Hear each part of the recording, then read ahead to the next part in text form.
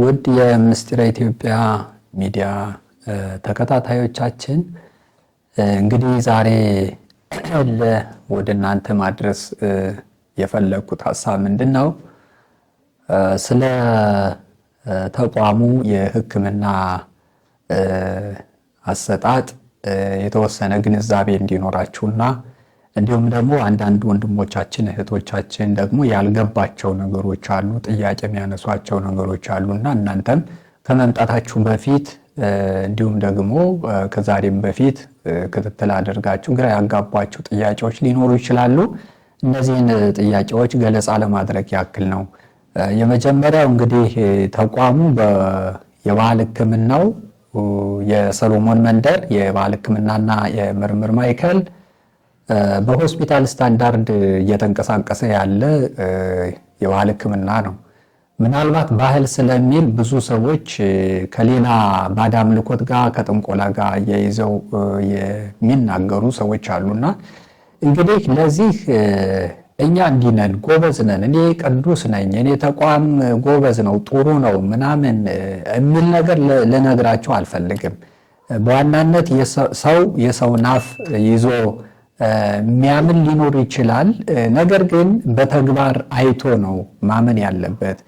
እንግዲህ እናንተ በተግባር ሳታዩ እኛ እንዲህ ነን ብሎ ለመናገር ይከብዳል ማለት ነው። ምክንያቱም በየሶሻል ሚዲያው በጣም ብዙ አሳሳችም ጠንካራም ጠቃሚም ጎጅም የሆኑ ነገሮች ይለቀቃሉ በብዛት ባህል ሕክምናው ጋር ተጣምሮ ያለ ግን የባህል ሕክምናውን የማይወክል ብዙ አለ። በየሚዲያው በየቴሌግራሙ ራሱን ደብቆ እንደሚል እንዲሁም ደግሞ ባህል ሕክምናውን የሚወክሉ ደግሞ የሚለቁ አሉ። እነዚህን ደግሞ ማበረታታት እና ማጠንከር ያስፈልጋል። እንግዲህ እንደኛ ተቆደኔ የባህል ሕክምና ድርጅት ግን የመጀመሪያው ማስተላለፍ የምፈልገው የመድኃኒት አጠቃቀሞችን ነው። አንድ ታካሚ ተመርምሮ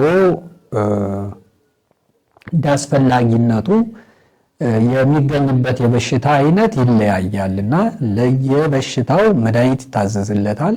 መድኃኒት ከታዘዘ በኋላ ግን ከቤት ወስዶ ብዙ ሰው ለራሳቸው የተሰጣቸውን መድኃኒት ከቤት ያልተመረመረ ሰው ሆዴን ሲል ወይም ራሴን ሲል የነሱን መድኃኒት ወስደው የሚሰጡ አሉና ይሄ ደግሞ ጉዳት ያመጣል።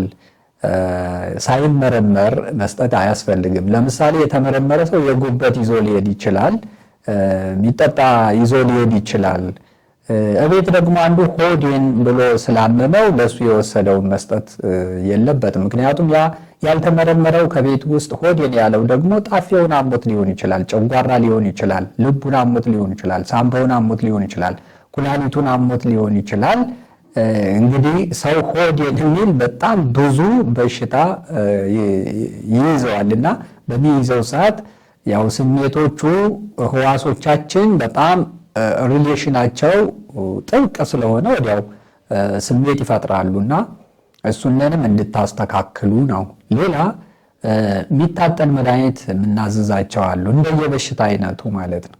በተለይ የሚታጠን መድኃኒት የምትወስዱ ታካሚዎቻችን ደግሞ እንደ ጃርት ያዝ ያዝ ብላችሁ እንደዚህ ተዳፍናችሁ አርቃችሁ የምታጥኑ አላችሁ። ይህ ስህተት ነው፣ ፈጽሞ አይደረግም። ጢሱ በአፍና በአፍንጫ ሲገባ ያው ይሄ ሳውንድ ቦክስ ሲስተሙን ክራክ ስለሚያደርገው ስለሚጎዳው፣ ከዛ ደግሞ ወደ ሳምባ ስለሚተላለፍ ከሳምባ ወደ ልብ ቲቦሮቹ ስለሚተላለፍ ከዛ በኋላ ደግሞ ከጣፊያ ከጉበትና ከኩላሊት ስሮች ጋር ስለሚገናኝ ያው ከባድ ጉዳት ያመጣል። ስለዚህ ሰው ሲታጠን በአፉና በአፍንጫው ሊገባ አይገባም። በመሰረቱ የሚታጠን መድኃኒት እንደሚታጠን ሲባል በተለምዶ በጣም የሚደነግጥ ብዙ ሰው አለ። እነዚህ ለሚታጠን የሚታዘዙ መድኃኒቶች እንደኔ ድርጅት ጢሳቸው ቅባት ያለው ነው። ቅባታማ ጢስ ያላቸው እጽዋቶች ናቸው ለማይጠንት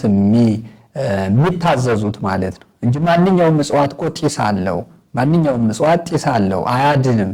ግን የሚያድኑ እጽዋቶች ግን ይለያያሉ። ጢሳቸው ቅባት አዘል የሆነ ጢስ ስላላቸው ነው። ለምሳሌ ምጣድ ላይ፣ ደረቆት ላይ፣ ድስት ላይ የሚውሉ እህቶቻችን አሉ። እንግዲህ አሁን ጢስ እኮ በአፋቸው በሆዳቸው እኮ ይገባል፣ ግን ያን ያክል ጉዳት አያመጣባቸውም። ለምን? ቅባት የሌለው ጢስ ስለሆነ ነው፣ ወይም ተኖ ያለቀ ስለሆነ፣ ወይም ደግሞ የደረቀ እንጨት ነው ለማገዶ የሚጠቀሙት፣ እርጥቡን አይደለም የሚጠቀሙት። እርጥቡ ተዘጋጅቶ በስርዓት ለመድኃኒት አገልግሎት ሲውል ደግሞ ቅባቱ ደሙ እንዳለ ነው የሚሆነውና ይሄ ቀጥታ ወደ ሆድ ከገባ ቅባቱ ያው የመላጠቅ ባህሪ ስላለው ሴሎቹን ህዋሶችን ይረብሻቸዋል። የማጣበቅን ባህሪ ስለሚኖር ጨብጦ በተለይ የጉሮሮ ስሮችን የማገናኘት የማጨባበጥ ነገር ስለሚኖረው ያው ከፍተኛ አስም፣ የደረት ማፈን እንዲሁም ደግሞ የተለያየ ሳል ነገር ቶኪያም እንዲሁ እስከ ማምጣት ድረስ ይደርሳል። ስለዚህ እሱን ጥንቃቄ እንድታደርጉ ነው። ስትታጠኑ ያው ባፍና ባፍንጫችሁ እንዳይገባ። እንደ በሌላም የባህል መድኃኒት ላይ የሚታጠን የምትወስዱ ሰዎችም እንደዚሁ ጢስ የሚባል ነገር ወደ አፍና ወደ አፍንጫ ወደ ውስጥ ባይገባ ጥሩ ነው እላለሁ። ይህንን ምለው ግን እንደኔ ነው፣ እንደኛ የምርምር ማዕከል ነው፣ እንደኔ እውቀት ነው ይህንን እየነገርኳችሁ ያለ። የሚታጠን ባፍና ባፍንጫ ጢሱ ገብቶ ሆድን የሚያጸዳ ወይም ደግሞ የሆድ ደዌን የሚያክም እጽዋት የሚያውቅ ባለሙያ ሊኖር ይችላል። እንግዲህ እሱ ሊኖር ይችላል፣ እሱን እኔ አላቅም። ግን ጢሳቸው ወደ ውስጥ ገብቶ እነዚህ ለማይጠንት የሚውሉ እጽዋቶች ወደ ውስጥ ጢሳቸው ገብቶ ግን ጉዳት እንደሚያመጣ ነው እኔ የተረዳሁት ያገኘሁት ግኝት ማለት ነው። ከዛ አንጻር ነው እንደዚህ ያልኳችሁ። ሌላ ደግሞ የሚቀባውን የሚጠጣ ነው ብሎ ሳይረዳ ቸኩያ ለመድኃኒት ሰጣይ ብሎ ፋርማሲ ላይ መድኃኒት ቤት ላይ ብሎ ሳይረዳ የሚወስዳል። ይህንም ተረድታችሁ መውሰድ ይኖርባችኋል። ምክንያቱም የሚጠጣውን ቀብታችሁ የሚቀባውን ደግሞ ጠጥታችሁ የባሰ ታማችሁ ልትመጡ ትችላላችሁ። እና አንዳንድ ሰው ከሰሎሞን መንደር ሂደን አምጥተን ከሳቸው መድኃኒት አምጥተን ነበር እንደዚህ ሆኖ ሆዴን ተሰምቶ ያሞኝ ምናምን የሚሉ አሉ። ማለት በራሳቸው የመመሪያ አለመተግበር፣ በደንብ ያለማዳመጥ ችግር። ሌላ ሰው ዳይሬክት የሚረዳው እዚህ ጋር የተሳሳተ መድኃኒት እንደሚሰጥ አድርጎ ነው የሚረዳው። ስለዚህ ውድ ተመልካቾች በደንብ አዳምጣችሁ ነገሮችን መርምራችሁ መረዳት ያስፈልጋል። በባለፈው ጊዜ አንዲት ሴትዮ ለራሷ የታዘዘ መድኃኒት ላልተመረመረ ልጇ ወስዳ ሰጥታ ሆዱ አሞት ከዛ ቦታ መድኃኒት አምጥቼ ሰጥቼው ነበር እንደዚህ ሆኖ ሆዱን አሞብኝ እያለች ስታወራ ሌሎች ቤተሰቡ ሌላ ጎረቤት ግን የተረዳው ከኛ መድኃኒት ተመርምሮ ወስዶ በታመመ አይነት ነው። እንግዲህ ያልተመረመረ ሰው ነው ያ ለነሱ የታዘዘውን ለዛ ሰጠው። ስለዚህ አንዳንዴ መቼም የባህል ሕክምና ፈርዶበት የውጩም የሀገር ውስጡም ከማሳደግ ይልቅ የሚያጠፈው ብዙ ስለሆነ እኔ በእውነት በጣም አዝናለሁ። በመምከር ፋንታ የሚሳደቡ የሚተቹ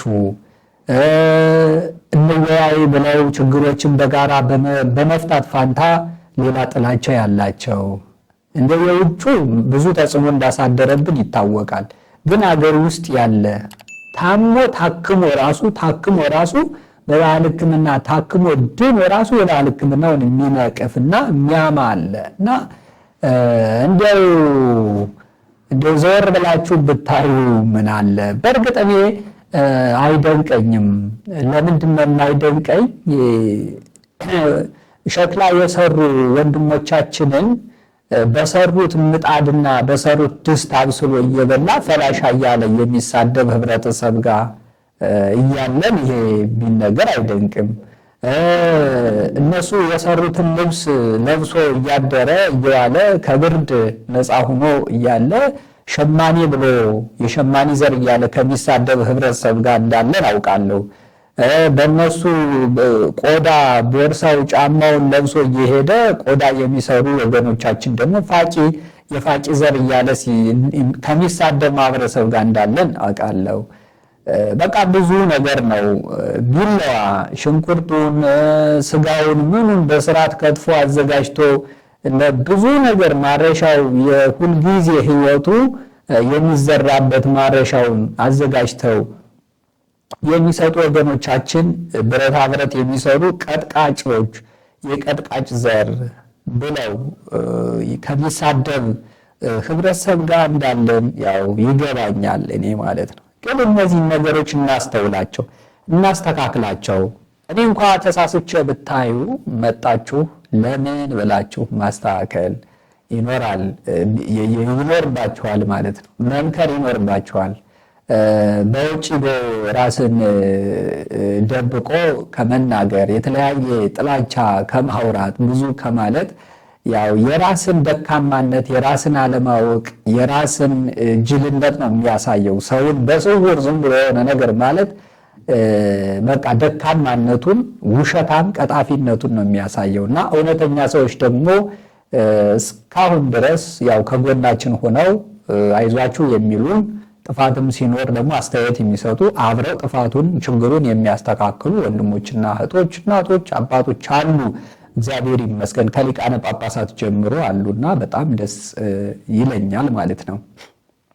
ሌላው ነገር እንግዲህ ድርጅቱ ያው የመመርመሪያ ማሽን ልበለው በአሁኑ ዘመን አጠራር፣ ከዛ ውጭ ደግሞ ቁስ አካል የመመርመሪያ ዕቃ አለን። እንግዲህ ኢትዮጵያውያን ከዛሬ 930 ዓመት በፊት ይጠቀሙባቸው የነበሩ ማቴሪያሎች ናቸው እዚህ ድርጅት ላይ ያሉት። እንግዲህ ከሰው ልጅ ሆድ ውስጥ ምን አይነት ደዌ እንዳለ በዓይናችን የምናየውና የማናየው በሽታ ደግሞ ምን እንደሆነ መለየት የሚያስችል ረቂቅ የሆነ በውጭ ሀገር እንኳን መርምረው ማግኘት ማይችሏቸው በሽታዎች እኛ ጋር እናውቃቸዋለን። የትኛው ሆስፒታል ነው ስለ መናፍስት መርምሮ የሚያገኝና ይሄ ነው ብሎ የሚያክም? የለም እኮ። ኦቲዝምን እንኳን ራሱ ማከም የሚችል ሆስፒታል አለ እንዴ? የለም እኮ። በዓለም ደረጃ እንኳን የለም። እስካሁን ከኔ ድርጅት እንኳን ብዙ ነጭ ኦቲዝም የሆነ እየመጣ እየታከመ የሚሄድ አለ። እና በዚህ ልንኮራ ይገባል። እኔ ለራሴ ኮራለሁ፣ ኢትዮጵያዊ መሆኔ ኮራለሁ። የቤተ ክርስቲያኗ ጥበብ እጅግ በጣም ረቂቅና አስደሳች መሆኑ በጣም ያኮራኛል። እና እንግዲህ ተረት ተረት ለምትሉት ሳይሆን ለሚገባችሁ ለገባችሁና ለሚገባችሁ ስለ ሀገራችሁ ለምትቆረቆሩ ስለ ባህል ሕክምናም እንደዚሁ የምትቆረቆሩ ስለ አገር በቀል ጥበብ ለምትቆረቆሩ ነው ይሄንን መልእክት ማስተላለፈው እንጂ ተረት ተረት ለምትሉት ተረት ተረት ነው፣ ሁሌም ተረት ተረት ነው። እና በዛ መልኩ ያው በሽታው በተቻለ መጠን ምን እንዳለበት አንድ ሰው ይታያል፣ ይመረመራል። በዛ መልኩ ነው መድኃኒት የምናዘዘው። እንግዲህ ሰው የራሱን ሂስትሪ ይናገራል፣ ሂስትሪውን እንወስዳለን። ምክንያቱም ሰው የመጣበትን መናገር ፈቃዱ በራሱ ፈቃድ መሆኑን መገንዘብ ይኖርብናልና ሐሳብ እንቀበላለን። ግን ታካሚው የሰጠው ሐሳብና የምርመራ ውጤቱ ደግሞ ሊለያይ ይችላል። ለምሳሌ አንድ ሰው ራሴን ብሎ ሊመዘገብ ይችላል፣ ሊናገር ይችላል። ራሱን ያለው ግን የጨጓራ ባክቴሪያ ሊሆን ይችላል፣ የጨጓራ ኪንታሮት ሊሆን ይችላል፣ የአንጀት ቅባት እንፋሎት ሊሆን ይችላል፣ የደም መበረዝ ሊሆን ይችላል፣ ግፊት ሊሆን ይችላል፣ ስኳር ሊሆን ይችላል፣ የኩላሊት ችግር ሊሆን ይችላል፣ የነርቭ ችግር ሊሆን ይችላል፣ የአንጎል ችግር ሊሆን ይችላል፣ የራስ ቅል ቅባት ማነስ ሊሆን ይችላል፣ የሆርሞን ብዛት ወይ ማነስ ሊሆን ይችላል፣ የቫይታሚን እጥረት ሊሆን ይችላል፣ ወይም ደግሞ ብዛት ሊሆን ይችላል፣ ንዴት ሊሆን ይችላል፣ የመንፈስ ችግር ሊሆን ይችላል። በተለይ ማይግሬን እየተባለ ህዝቡ በብዛት የሚሰቃየው በመንፈስ ችግር ነው አብዛኛውና የዛ ችግር ሊሆን ይችላል። በጨረቃ ግርዶሽ ምታት ሊሆን ይችላል። እንዲሁም ደግሞ በተወርዋሪ ነፋሳት ምች ሊሆን ይችላል።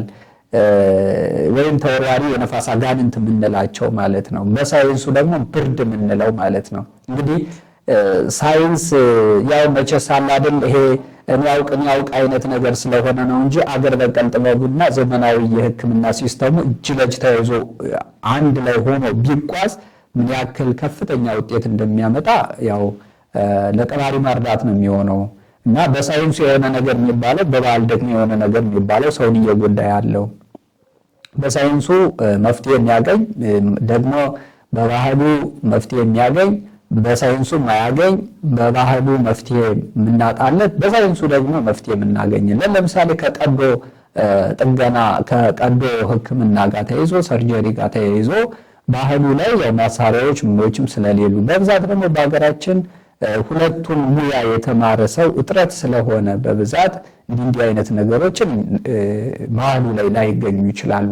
በጣም ረቂቅ ከሆድ ደዌ ጋር ተያይዞ ግን እንደ ባህል ሕክምና በጣም እጅግ አስደሳች የሆነ ሕክምና የሚሰጥ ተቋም የለም እውነት ለመናገር ማለት ነውና በዚህ መልኩ እናክማለን። ተኝቶ መታከሚያ አለን። ያው በጣም የአይሲ ክላሶች አሉን። በጣም ሊገርማችሁ ይችላል። አይሲ ክላስ ማለት እንግዲህ ከሆስፒታልም እጅግ ረቂቅ የሆኑ ክላሶች ነው ያሉን እኛ። ምንድነው እነዚህ ተላላፊ ድሮ አባቶቻችን ዘግተው ለ7 ቀን ለ5 ቀን ለ3 ቀን ከሰው ጋር እንዳይገናኙ አድርገው እዛው ምግባቸውን አንድ ሰው ብቻ እያቀበለ ወይም በቀዳዳ ወይም ደግሞ በሆነ መስኮት በክፍት አሁን መስኮት በምንለው እያቀበለ ታክሞ የሚወጣ ሲወጣ ደግሞ የሚያስተላልፍ ሰው የሚተላለፉ በሰከንድ በናኖ ሰከንድ ተላልፈው ሰውን የሚጨርሱ በሽታዎች የያዙት ወይም መናፍስት ያለበት ሰው ለብቻው የሚታከምበት ክላስ ሁሉ አለን እኛ። ያው ደስ ይለኛል እኔ ማለት ነው። ምክንያቱም ይሄ አይሲ የሚባለው ክፍል በጣም አስፈላጊ ነው። አንደኛ በሽተኛው ሌላውን ሰው ሁሉ እንዳይበክል ይጠቅማል። ሁለተኛ ደግሞ ከውጭ ያለ ሰው ደግሞ ተጨማሪ በሽታ እንዳያስተላልፍበት ከያዘው በሽታ ተጨማሪ ሌላ በሽታ ደግሞ ቢይዘው ሰውየው ሊሞት ይችላል፣ ዳሜጅ ሊሆን ይችላል፣ ለአንድየው ሽባ ሆኖ ሊቀር ይችላልና ለራሱም በሽታውን የመቋቋም አቅም እንዲኖረው ሌላ በሽታ እንዳይሸምት እንዲሁም ደግሞ ደህና ሰው ደግሞ ከሱ ሌላ በሽታ እንዳይሸምት የሚያደርጉ ክላሶች እና መድኃኒቶች አሉን እኛ ማለት ነው። እና ይህን ሁሉ ስላችሁ ግን ያው እኛ እንድታምኑን ማስታወቂያ ለመስራት ምናምን አይደለም። ምናልባት ሽባ የሆነ ጎባጣ የሆነ ውርም የሆነ ካንሰርም ያለበት እንደ ደረጃው የሚድን አለ፣ ማይድንም አለ። ተመርምሮ እንደ በሽታው ፈውስ የሚያገኝ አለና ዝም ብሎ ከቤቱ ተቀምጦ መሄጃ ያጣ የት ሊሄድ ያለ እግዚአብሔርን እያማረረ የሚኖር ብዙ ሰው አለና ለእናንተ መፍትሄ ይሆን ዘንድ ነው እኔ እየተናገርኩ ያለሁት። ሚዲያ ላይ መውጣት ያስፈለገው ለዚህ ነው እንጂ ሰው መጥቶ እዚህ ታክሞ ብር ለመሰብሰብ ቢዝነስ ተኮር የሆነ ድርጅትም አይደለም። መጣችሁ ማየትና መረዳት ትችላላችሁ። አንዱ የሚባሉ ኢትዮጵያ ኦርቶዶክስ ተዋሕዶ ቤተክርስቲያን በእውቀትም በብቃትም በንጽህናም በቅድስናም አንዱ የሚባሉ ብፁዕ አባታችን አቡነ ዘካርያስ መጥተው የሚጎበኙት የሚባርኩት የመሰከሩለት ድርጅት ነው። ሌሎችም እነ ሊቀ ሊቃውንት መምህር ሳሙኤል ዘደብረ ሩሃ ቅዱስ ላሊበላ መጥተው የመሰከሩለት ድርጅት ነው።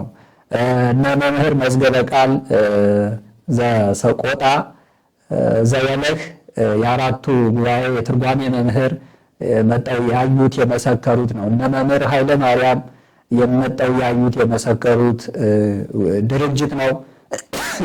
እነ መምህር አስተራየ ገላው መጣው ያዩት የመሰከሩለት ድርጅት ነው። እና ሊቀ ሊቃውንት መምህር አይምሮ ያዩት የመሰከሩለት ድርጅት ነው። እንግዲህ ሌሎችም እነ መምህር ፍሬ ስብሐት ዱባለ መጣው አይተው ጎብኝተው የመሰከሩለት ድርጅት ነው። እንግዲህ መምህር ፍሬ ስብሐት ዱባለ በኢትዮጵያ ኦርቶዶክስ ተዋሕዶ ቤተክርስቲያን የሊቃውንት ጉባኤ ምክትል ሰብሳቢ ናቸው ማለት ነው። እሳቸውም መጣው ያዩት የመሰከሩለት ድርጅት ነው። እዚህ በተረፈ ባህር ዳር ዩኒቨርሲቲም እንደዚሁ አይቶት፣ ሌሎችም እንደዚሁ የባህር ዳር ከተማ ባህልና ቱሪዝም እንዲሁም የወርቅ ዋንጫ የሸለመው ድርጅት ነው። በየቤተ ክርስቲያኑ በየገዳማቱ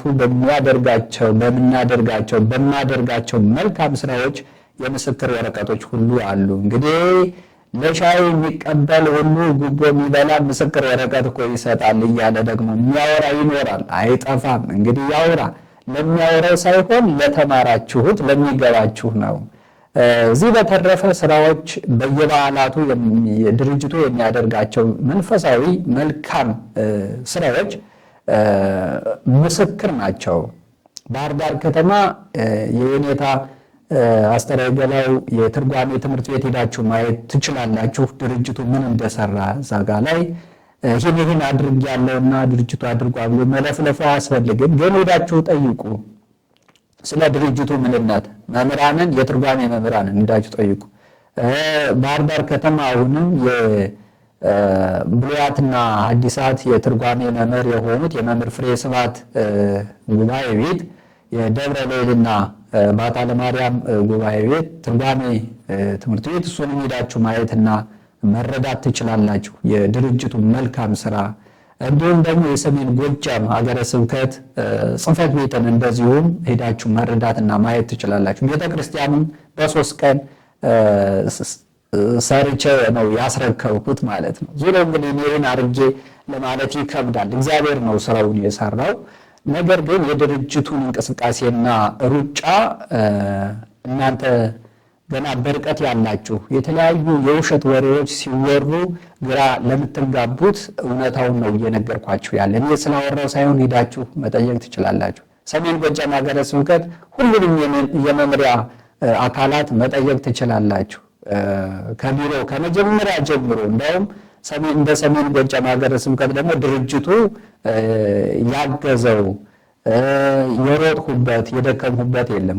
ከመሰረቱ ጀምሮ መጀመሪያ ሲመሰረት ለ3 ወር የቤት ኪራይ ሸፍኜ ከፍዬ ነው። ከዛም ወደ ሽምብጥ ቅዱስ ሚካኤል ቤተክርስቲያን ተዛውሮ እዛም ደግሞ ቤቶችን አድሼ ነው የዋርካ ስሮችን ሳይቀር ውሃ ልክ ተሰርተው ታድሰው ቤቶች ያረጁ ቤት የወደቀ የበሰበሰ ቤት አድሼ ነው ቢሮው ሲሰራ የቆየው። ከዛም አሁን አዲሱ ቢሮ 14 ቤተክርስቲያን የሰራንበት ጋር እዛም እንግዲህ 9 ቢሮ ስንሰራ ድርጅቱ በጣም ብዙ ብር ድጋፍ በማድረግ መሐንዲስ ምን ሁሉ ባለሙያ ራስ በመቻል እዛም ደግሞ ቤተክርስቲያኑ አሁንም ሀገረ ስብከቱ በሚያደርጋቸው እንቅስቃሴዎች ላይ ያው ትልቅ ተሳትፎ ያለ፣ በወረዳዎችም እንደዚሁ፣ ገዳማት ላይም እንደዚሁ፣ የአንድነት ትምህርት ቤቶች ላይም እንደዚሁ፣ የሰንበት ትምህርት ቤት አዳራሽ እስካሁን ከ30 በላይ የሰንበት ትምህርት ቤት አዳራሽ የሰራ ድርጅት ነው ይሄ ድርጅት። ያው ይሄ ድርጅት ማለት እኔ ነኝ እንግዲህ ዞሮና እኔ ሌላ ነገር ኑሮኝ ምናምን አይደለም። ኢቭን ለራሴ ማድርበት ቤት እንኳን የለኝ። እዚህ ድርጅቱ ጋር ነው ከአንዷ ክፍል ሌሊትም ቀንም ታካሚ ስለሚበዛ 1 ሰዓት ተኩልና 2 ሰዓት የምትሆን ነገር ነው። እኔ እንኳን ማርፈው እዚሁ ነው ማርፈው። እንዴ 6 ዓመት የሞላው ድርጅት ነውና 6 ዓመት ሙሉ እንደሌላው ብር ሰብሳቢ ብሆን ለራሴ ፎቅና ዘመናዊ የሆኑ መኪናዎች መዝናኛ ሁሉን ነገር ማድረግ ይቻል ነበረ። ግን አይደለም። ምለብሰው ልብስ እንኳን ሳይቀር ሌላ ሰው ነው የሚገዛውና እንደው ዝም ብላችሁ በውሸትና በጭፍን ጥላቻ ሌላ ወሬ የምታወሩ ሰዎች ንስሐ ግቡ፣ ለራሳችሁ ንስሐ ግቡ። እኔ ብታወሩ አይደንቀኝም፣ ምንም የሚደንቀኝ ሰው አይደለሁም። ክንፈሩ ፋይል ነው የሚባለው፣ ክንፈሩ ፋይል ፈንታውን ነው የሚባለው። ከሕፃንነት ጀምሮ በብዙ መከራና ውጣ ውረድ የወጣው ብዙ ገመዶችን በጣጥሽ እዚህ የደረሱ ሰው ነኝ። አሁን ደግሞ በጣም እየወጣው ነው። የእናንተ አይምሮና የኔ አይምሮ አይገናኝም። ግራ ሊገባችሁ ይችላል። አይገናኝም። እኔ ስራ ላይ ነው ያለሁት፣ ስራ ላይ ነኝ። ሊያወሩ ይችላሉ። እንደዚህ ሳይማሩ እንደዚህ አባዬ የተባሉ እንደዚህ የውሸት ሰርተፊኬት ተሰጧቸው እንደዚህ አድርገው ሴቱን እንደዚህ ያደረጉ ማህፀንሽን ማይሽ ነኝ ያሉ እንዲያረጉ ያሉ የሚያወሩ ብዙዎች አሉ ማለት ነው። እንግዲህ የማህፀን በሽተኛ እህቶች እንዳይታከሙ ከሆነ በግልጽ ነገሩት ማለት ነው። እና ለምንድን ነው ፈለገ ሕይወት ሄዳችሁ የማህፀን ስፔሻል ዶክተሮችን ተው ማህፀን አትንኩ፣ የሴት ማህፀን አትንኩ አትሉም እንዴ? ባህል ሕክምና ላይ ነው እኔ ጋር ነኝ ነው እንዲህ አፋችሁን የምትከፍቱት? እኔ ያዝናለሁ ማለት ነው። እና እናንተ ስላወራችሁ ደግሞ ሕክምናውን ምንተው አይደለም። ሁላችንም እኛ ሳይቀር ክርስቶስ የወጣበት አካል ነው ማህፀን። ይህ አካል ጳጳስ፣ ነቢይ፣ ሐዋርያ የሚወለድበት የሚወጣበት ነው። እንደናንተ አይነት ሰው አይደለሁም እኔ ማለት ነው። ስለዚህ የፈቀደ ይታከማል፣ ያልፈቀደ ደግሞ አይታከምም። እውን እንደው ማህፀንሽን ልይሽና ልክምሽ ብሎ ደፈረኝ የሚል ሴትም ካለ ይምጣ፣ ፊት ለፊት አለ። ምን ችግር አለው? የትም አልሄድንም እኮ አድራሻው የታወቀ ነው።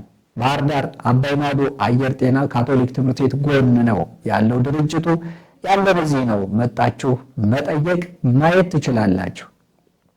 ስለዚህ ይህንን ሐሳብ የምትሰሙ ሰዎች መርምሩ ማለቴ ነው። የኛ ሚዲያ ደግሞ ምስጢረ ኢትዮጵያ ሚዲያ ነው። እነዚህ አጭበርባሪ አካላት ደግሞ ብለው ነው የጀመሩትና ቢያንስ እንደ ኢትዮጵያን የፊደል ትርጉምና የፊደል ህይወት አቀማመጥ እንኳን በቅጡ የማያውቁ ሰዎች ናቸው። ዝም ብለው ከሌ አልተማረም የሚሉ ራሳቸው ሳይማሩ ከሌ አልተማረም ብለው ያወራሉና እኔ እንደው በጣም ይገርመኛል ማለት ነው። ጭፍን የሆነ ጥላቻ ይሄን ያክል በጣም ያስጠላልና ውድ ተከታታዮቻችን በተለያየ ነገር ችግር የገጠማችሁም የታመማችሁ ሰዎችም ኑ ምችለውን አገልግሎት እሰጣችኋለሁ። ምችለውን ማለት ነው። ማልችለውን ለእግዚአብሔር አመለክታለሁ። ወደ እግዚአብሔር እንጮሃለን ተያይዘን ማንችለውን ማይቻለውን የሚችለውን ግን እናከማለን። ማከም ምንችለው በሽታ እንዳይጎዳችሁ ሁሌም እጸልያለሁ። መዳን እየቻላችሁ የምትጎዱ ወገኖቻችን ለእናንተ በጣም አዝናለሁኝ እኔ ማለት ነውና መጣችሁ ወደ ድርጅቱ ያው ታከሙ፣ መንፈሳዊ አገልግሎት አግኙ፣ መርምሩ፣ እዩ። ድርጅቱ ምን እንደሚሰራ ምን እንደሚያደርግ አባ ክንፈ ሩፋኤል ማን ነው በሉ።